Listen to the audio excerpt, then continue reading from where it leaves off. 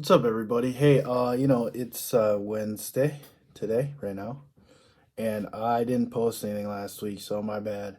Um, I don't have an excuse.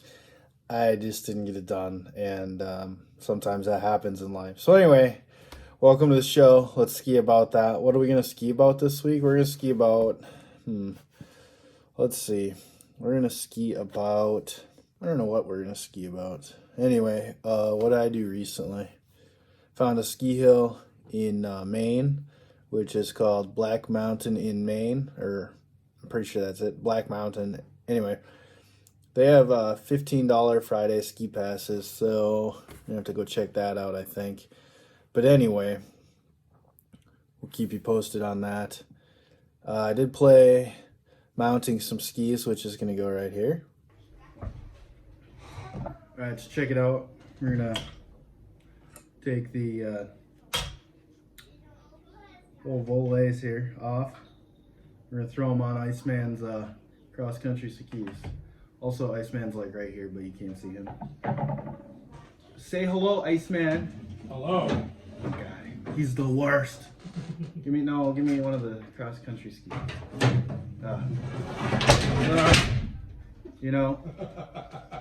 We didn't cover any of this. Okay, so he's got these. It's got a similar issue that we had with our own cross-country skis. Our own. But anyway, this clip went for a ride. So we're just gonna yank these. We're gonna yank those. We're gonna swap them out. Pretty basic operation here. Probably, if the holes line up. We will see. Should. Iceman's supposed to be providing color commentary, but I think he's nervous, so he's just standing there. Yeah, so I took these cross country skis out for their maiden voyage, and I brought my dog with me. He stopped to go to the bathroom, and then took off, pulled me over. I went to right myself and sent the toe lock flying who knows where. Looked for it for like 10 minutes, couldn't find it. So, and of course these are ancient bindings, so replacement parts do not exist, hence the need for the swapsies today. That's all right. So we got some spare bits. I don't know what we're gonna put on the roller skis here coming up, but we'll figure that out. Sure, we got a few months. And this is the one I wrecked the other day. You can see that gigantic rip right there.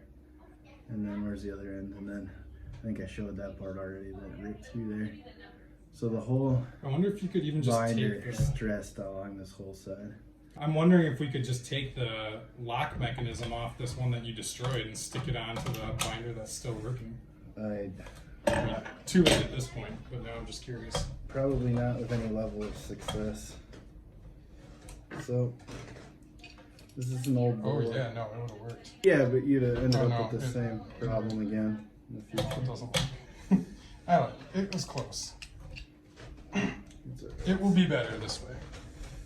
So hopefully this whole pattern matches, but it kind of looks like maybe it doesn't. But we know how to fix that.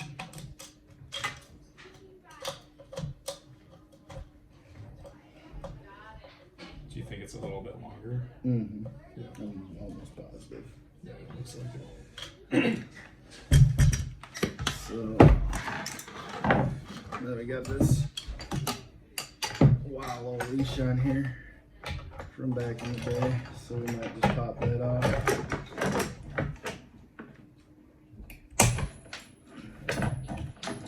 Everybody watch your eyeballs.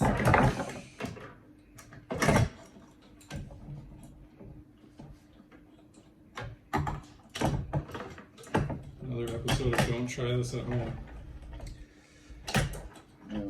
I'm at home though. Where else am I supposed to try it? I meant for all the people watching. All 10 of them. Mm-hmm. All right, so just like I had the same issue the other day, because this also is a volley plate. The two back holes line up just right, but that front hole right there just is too deep. So we need a little bit more equipment mount here. All right, so for the usual, we're gonna run a little drip of good old fashioned glue in there. We'll get him in there.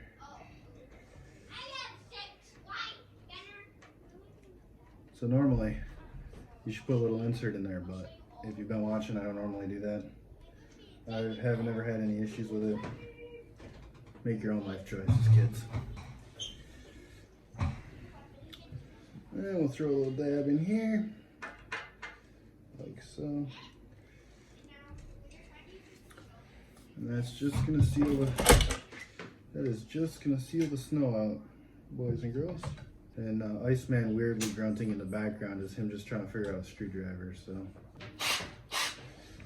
And, yeah.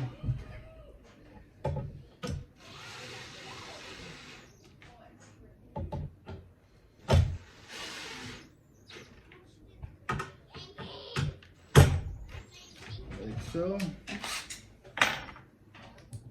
Now, if you were gonna do this at your house on your own, first of all, don't. I want to be on the record as saying don't do this, because don't do it. But what I'm gonna do,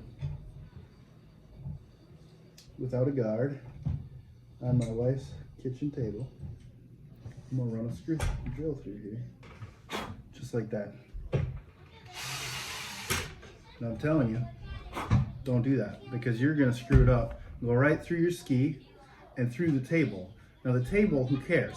But the ski is harder to patch.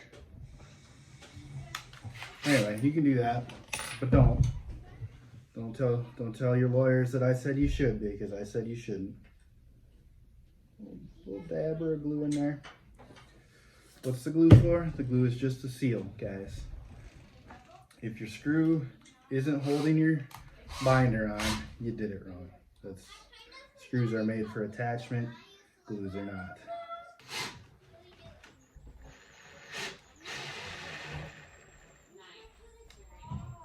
Here, you want this for the finishing? Yep. And then wipe that off. Should be good. And always take your screw. Don't do this, but if you were gonna do it, you're gonna always want to just double check tightness, because you only want to be as tight as you can turn it with your hands. And just like that, Iceman can get back on the cross-country skis. You gonna cut the tip off? I can't get this last screw out. That's what she said. Alright. Iceman can't get that screw out. You gotta have man hands. Yep. Which is funny, because my hands rarely work right. He probably loosened it for me. I think you've taken a few more skis off and on than I have. I mean, literally in every sense of that statement, I would say. Always glue. Unless you're me. And then sometimes you forget the glue and you get lazy. But again, don't do that. Not a good system, boys and girls. It's not a good system. Because what will happen is you'll get water in the core of your precious skis. And water and wood, as you all should know by now, don't go together. That's why they don't make boats out of wood very often anymore, the big ones. Just, you know, FYI. That's Charlie calling for Sasquatches in the background. I think we'll probably find one today. It's a pretty good call he's got going. Yeah. I think Sasquatch, I heard Sasquatches like donuts and motorcycles. Nice. There was a rumor going around at one point that they built their own motorcycles out of wood. You know, I'd heard that. Does anybody know? All right. Whew. A lot of work. I'm getting old. There we go. Do we need glue in those holes? See? Always glue. Always glue. If you don't, Sasquatch will yell at you from the other room.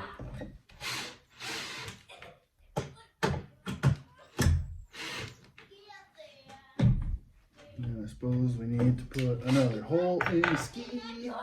And again, if you recreate this at your own house and your wife doesn't like the extra hole in your dining room table, it's not my fault.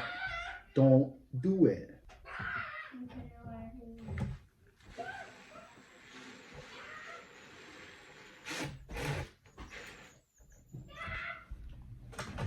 And just like that, we've over-binded this ski. Yes. Now, I was looking to see if the pins were on here because you could pop the springs off. there are no pins on there because my skis, or my boots I was using with the roller skis don't have pinholes. Yeah. So let's see what's up next. And then we're gonna take some old-timey World Cup skis here. This is a delightful vintage, depending on when you were born, Rosignol World Cup GS ski with massive R8 Rotafella R8 riser plate on there. But we're gonna take these off. They're gonna go live in a new home, and it's gonna be great. But what that looks like, of course, is Rotafella. So there's this red plate, pops off pretty easily. Machine screw, as it were. You can see that it's a machine screw versus the wood screw with the big fat threads. Anyway, that comes off. This pops out. Nice plate with a cover. Right? It's an anti-ice plate. And then 2 more screws here. So that is also a machine screw. And then the standard Rotafella plate pops right off. And then we've got our screws down here.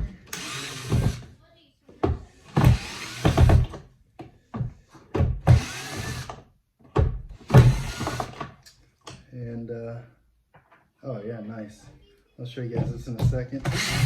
The heel plate comes off, and then there's a couple screws holding that massive riser on, and boom, and underneath of there is just your standard Rosignol World Cup off the shelf riser plate with the standard hole pattern. So you can see here that my skis missed those holes, so they can go right back to being alpine skis with another set of binders. Iceman, as you might have noticed from the background noise, was over the other day, and we fiddled with some skis that needed to be fiddled with, and we went and did a little sledding right here. Found a jump that somebody else had built. So, and then what else? Oh, I went to Mount Cato this weekend, which is in I don't know, south central Minnesota kind of a deal, and they have some chairlifts, which is fun. And they have a few runs. They may have as many chairlifts as they have runs almost, but it's a nice little hill. They're doing pretty well with the Corona. You know, they've got the chalet open. You can use the restrooms, and they are cooking and serving food. So that's not too bad. It's a nice little place. I would say on a scale from like 1 to 6. We're going to use 1 to 6 maybe. This is going to change a bunch of times if you watch, because I'm never going to remember this. But if 1 is like, well, it's a ski hill and I like to ski, and 6 is like, hey, I'm going to get a season's pass here. And why do we all say season's pass? Do you all do that? I do that. Season's pass, because it's funny, right? Even though it's really just 1 season. And 6 is like the season pass. I want to get it every year, and I want to go there all the time. So I would say that Mount Cato is a solid. I would give Mount Cato a solid 3 out of 6. It's like a 50% ski hill. I mean, for Minnesota, right? So let me give you a rundown here. I'm going back this weekend. That's how much I love it. I don't know. Okay, so here we go.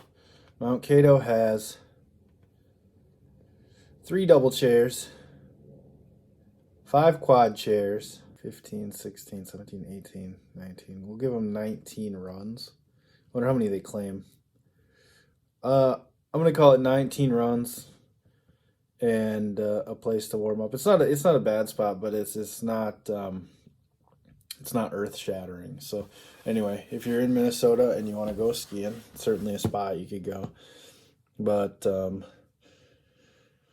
my favorite one in Minnesota that's easy to get to from the Twin Cities would be probably Afton, maybe. Well, Welch Village, I think. And one of the better ones in Minnesota would definitely be Lutzen. I don't know if you've been up there, but it's not a bad deal. Be end of season, you can actually get some ski and stay packages that are pretty inexpensive, so that's kind of nice. I don't know what else is going on. Beer league update real quick. I achieved most improved racer in the league last week over the week before, so I'm not sure what happened to everybody else, but it's been pretty warm. Snow was fast, and I guess I laid down an all right run. I'm not a fan of my own racing, but what do you do? It's something to do. Get out and have some fun. Anyway, I think that's it for this week, and I'll try to be on schedule for next week. Maybe I'll strap the old GoPro to my helmet or something for beer league. That'd be interesting. Get some footage of people racing, and we can see what's up. I don't know. We'll give it a shot. Otherwise, if you're looking for something funny to watch, or not funny, I guess I shouldn't say funny. If you're looking for something kind of cool to watch, I found this guy just ripping. A few people have sent it to me as well. All right, here it is. Anyway, so I'm gonna put a little clip right here. This dude just rips. He absolutely rips on telly skis, and it's worth a little watch. So let me see if I can find out some information. Turn that down. We don't need to listen to it. Let's see. Telemark Freestyle, and it was posted about a year ago. But this dude absolutely rips. Something to aspire to. Anyway, like I say, we'll catch you next week, and we'll see what's up then. Thanks for watching. Make sure you like and subscribe and follow to all our channels.